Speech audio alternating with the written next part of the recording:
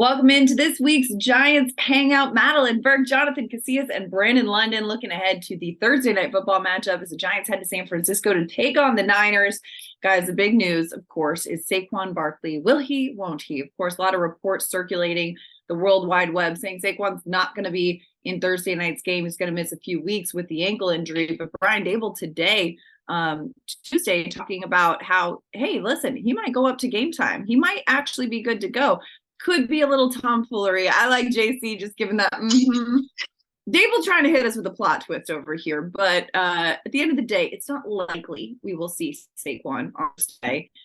What are your anticipations with the Saquon-less possibility of an offense?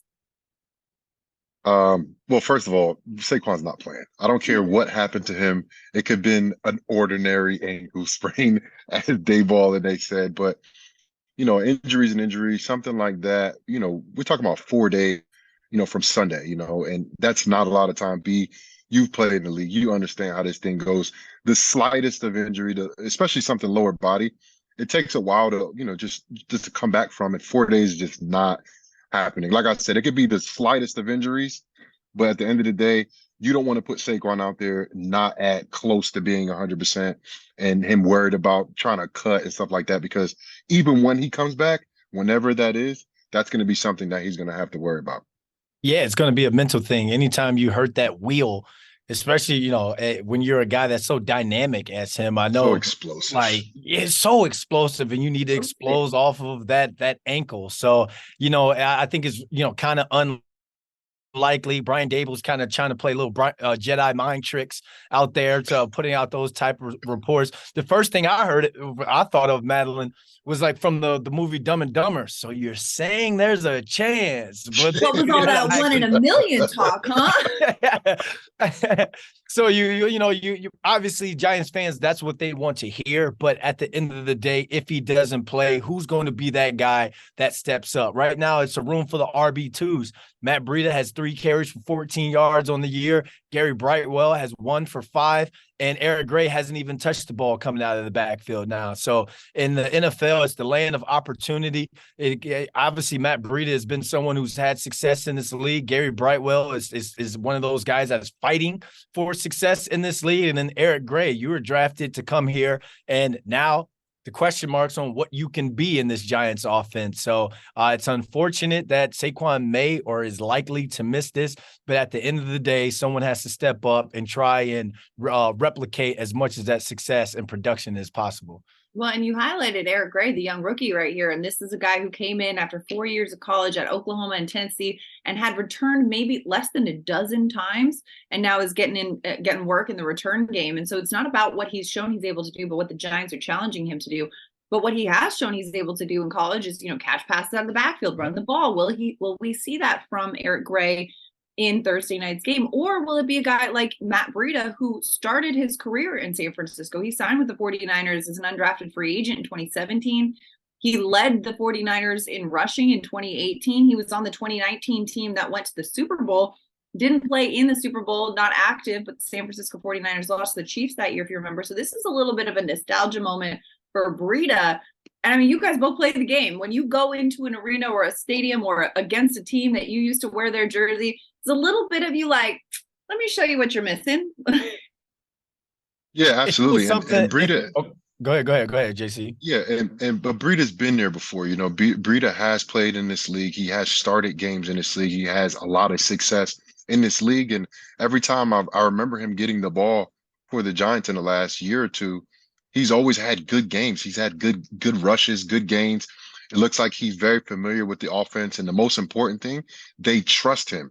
And Gray, having those return responsibilities, he's a trusted commodity as well. So I definitely expect it to be a Breida and Gray, and then also rotating in Brightwell. I think Gray's going to be the second tier running back when it comes to getting amount of touches in this Thursday's game.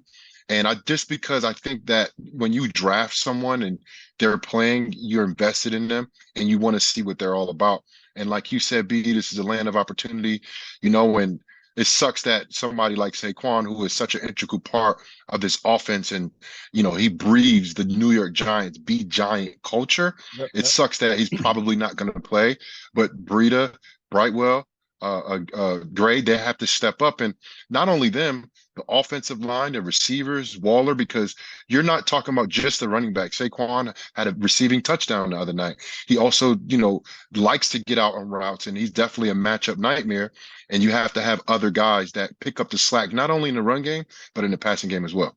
Yeah, that's why I think Breida is RB2 in this one, and Gray gets the majority of the reps and touches. I would like to see the total on both of those guys are going to have on the night from not only the run game but the passing game as well. Madeline, you mentioned how Eric Gray was kind of brought here because of what he brings, that dynamic he brings in terms of the passing game.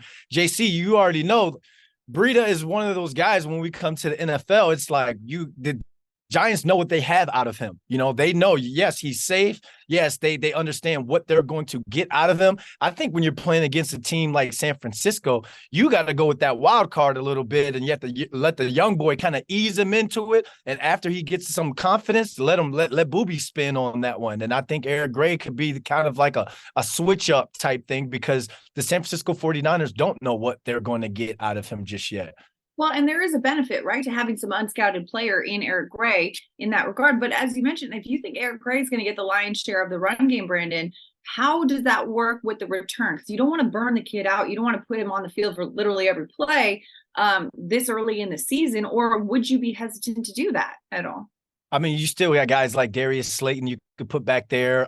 You still got Sterling Shepard you could put back there. The thing about this offense, they've got the luxury of having receiver by committee. Every receiver in there or every receiver that pretty much dressed last game got themselves a ball or two, and it was like, you get a pass, you get a pass, you get a pass. Everybody was kind of balling in that sense. But what I'm worried about, honestly, when it comes to the not having Saquon in there is Daniel Jones off of the play action. At that last game against Arizona, we had I think this year he has 100.1 passing rating on play action passes, 56.8 on non-play action passes. So Saquon not being able to get being there, that I can see that number being affected.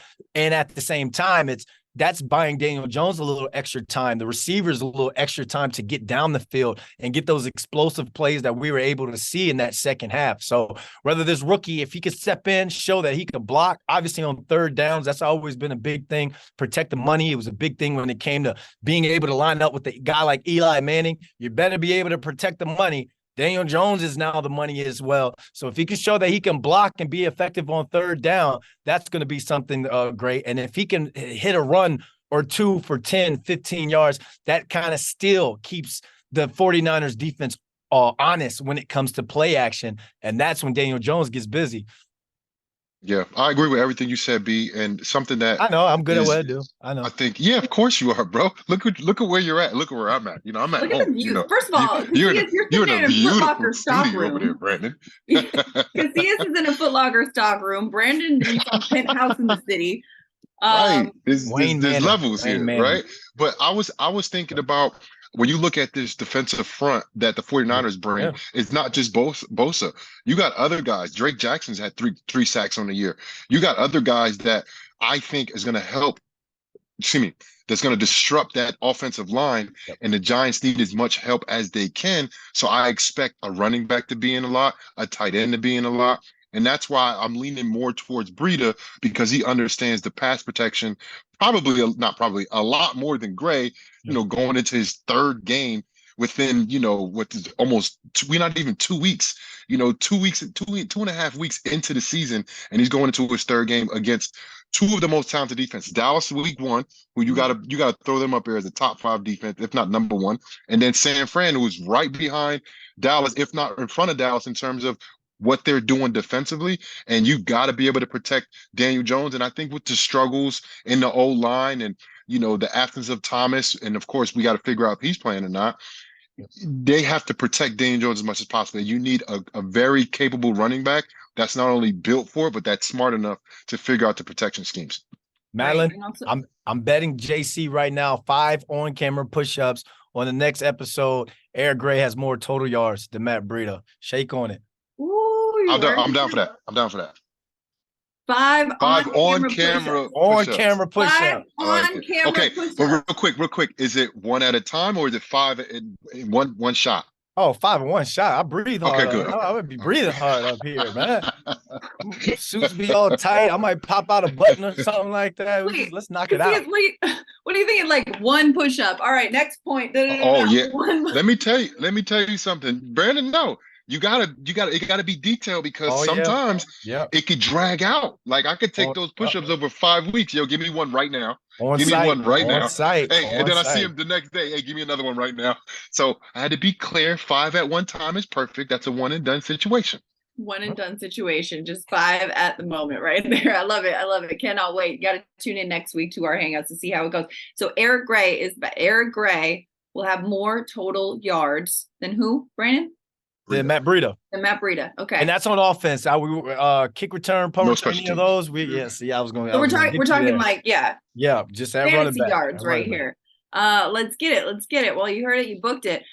We talked a little bit about defense, though. I mean, they're going against a tough 49ers defense. They went against a tough Dallas defense in week 1. And opposing defenses are one thing, but the Giants defense is a point we got to make as well, because Giants defense has really struggled to find their rhythm right now. Casillas, I need to get your opinion on this, because 2 weeks in, haven't gotten a quarterback sack just yet, haven't forced a turnover just yet.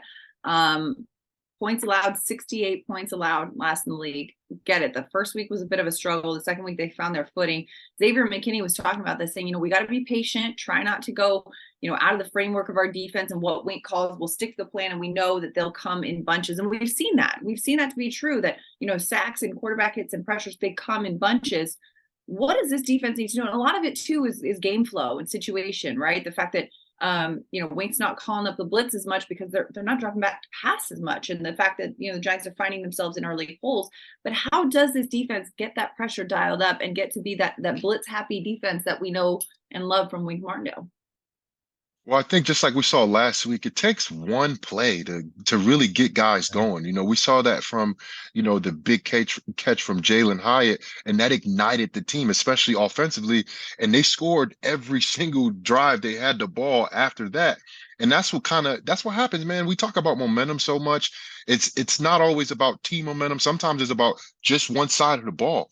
Defensively, they don't really have that momentum. I think Bobby Okereke is playing at a very, very high level. I think the defensive line needs to step up and play better, because you know what? They are better. Dexter Lawrence, we all know what he is. Leonard Williams was kind of, not really on the stat sheet last week. Kayvon Thibodeau, same thing. I expect those guys to play better. And when you look at this San Fran, I'm not saying their weakness is their offensive line, but they are loaded at every position. I think Brandon Ayuk is having a career year. We all know about Kittle. We all know about McCaffrey.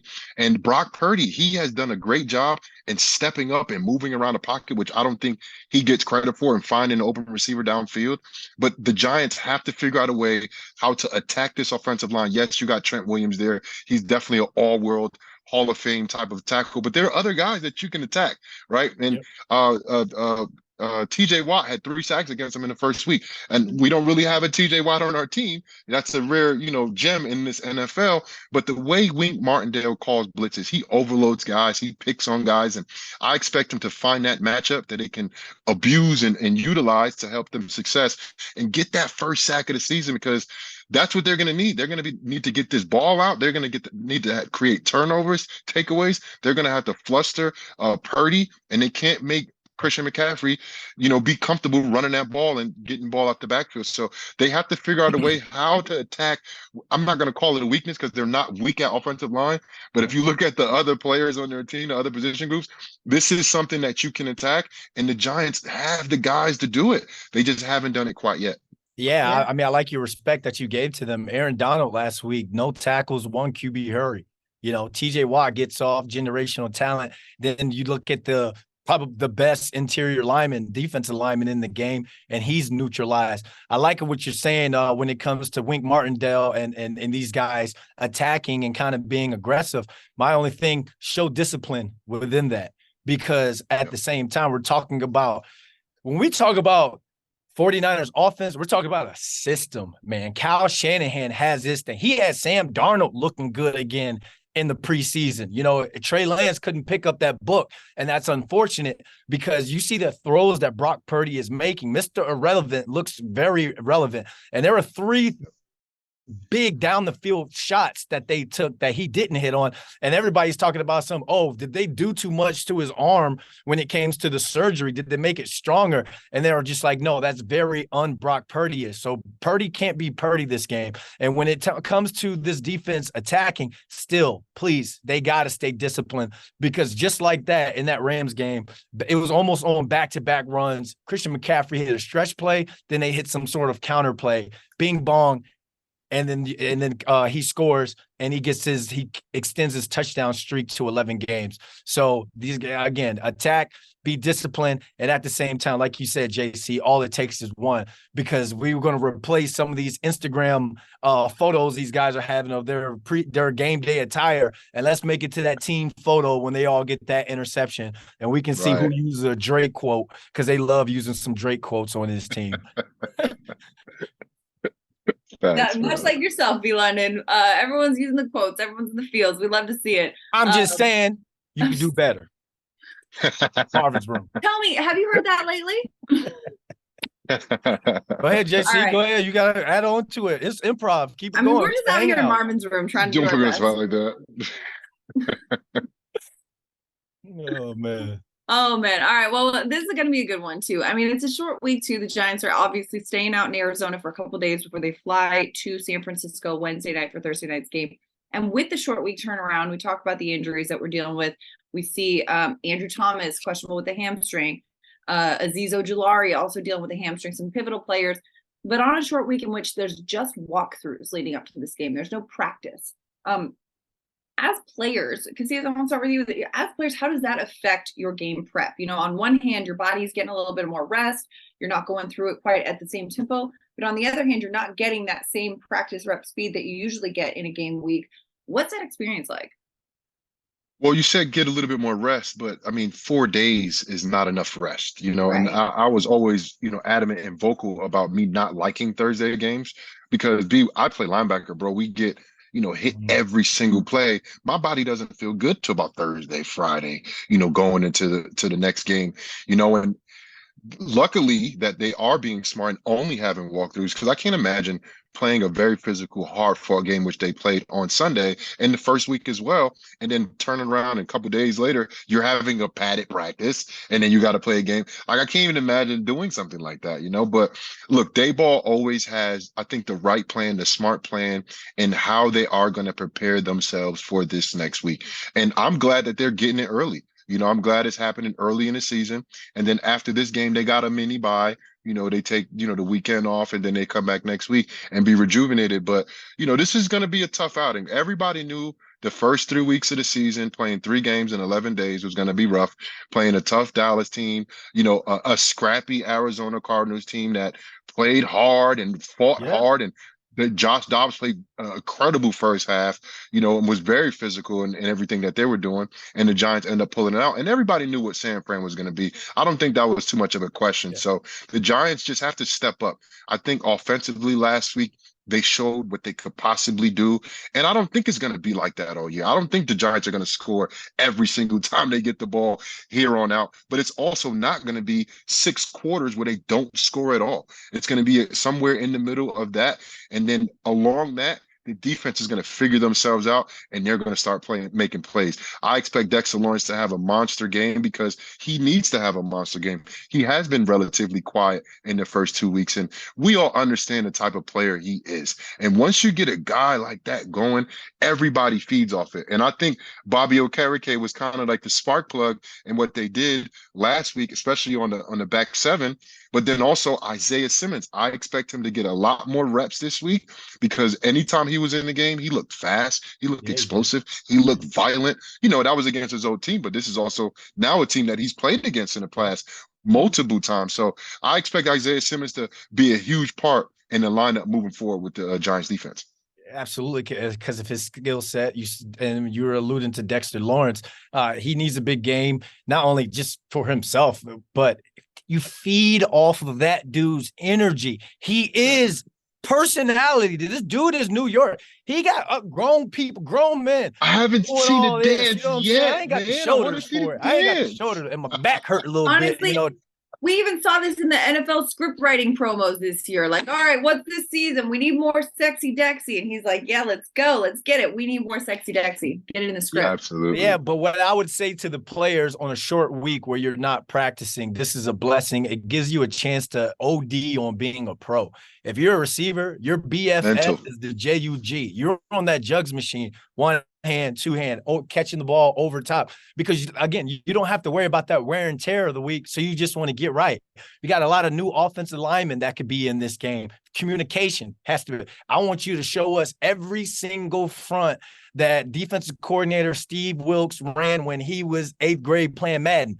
I wanted to see everything because we want to communicate and over communicate during this week because JC, like you know, once things get real and it starts getting fast and that front seven is coming at you, you don't want any of those, oh, I only wish that I didn't go back to the room and play Call of Duty. I hit him up and we met in the lobby and we spoke about this or that. So I would just say OD on being a pro this week. Get that mind right, over communicate, hydrate, and get ready because it's going to be a dogfight.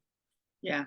I like it. I like it. I mean, Jalen Hyatt even talked about how going into week 2 from week 1, he changed his preparation. He was just filmed 24/7, locked in, and you could see, I mean, paid off for the kid. I mean, he had 2 catches for 89 yards. I'd imagine he's going to be another one that they get quite involved quite a bit more as well on Thursday night.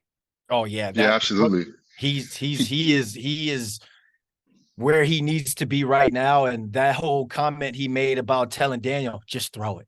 Just throw it. You know, I had his little voice, just throw it. I was like, yeah, coach. Yeah, just throw it. Yeah, you know, he was, but you know, that's when the rookies feeling themselves, JC. That's when rookies like, you know what? I've made this play all throughout camp. I've made it in the preseason game. Now it's time to put it on tape in my NFL career. He's put everybody on notice, and that can help out when it comes to this run game, not having a Saquon back there, because now they got to stay in some sort of too high shell because you got that speed. Mama, look at them wheels coming up on you if you one of those safeties. So that young boy is going to be relied on heavily this game, not only as a playmaker, but also as a decoy as well. And don't sleep on Darius Slayton, man. Darius Slayton was making plays as well. He's still a speedster on this team. So that catch he almost had was almost the greatest, bro. Oh my gosh, bro.